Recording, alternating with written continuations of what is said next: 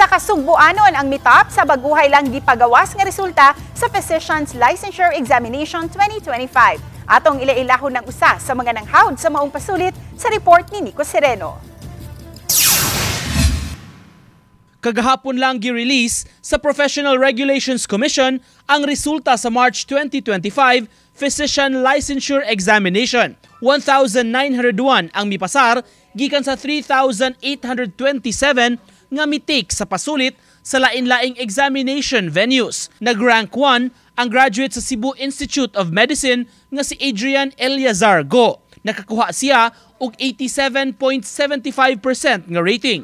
Gikan sa mong eskwelahan usab, ang rank 8 si John Patricio Emmanuel Fernandez. Usa-usab sa nagtop sa pasulit ang graduate sa University of Cebu nga si Angel Ann Ambayan. Na-interview namo sa Mandaue City ang bag-ong doktor nga malipayon kaayo. Nay nag-chat, congrats top 6. I was like, how pag sure? Uy, what?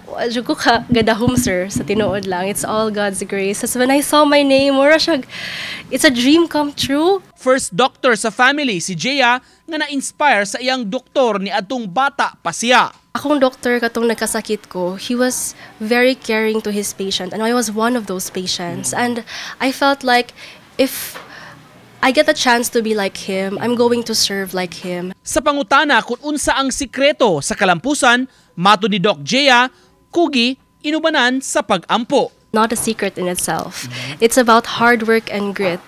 It's the same as saying that everybody wants to be a millionaire. Key to success is consistency and perseverance. Uban ni Godfrey Relien, Nico Sereno,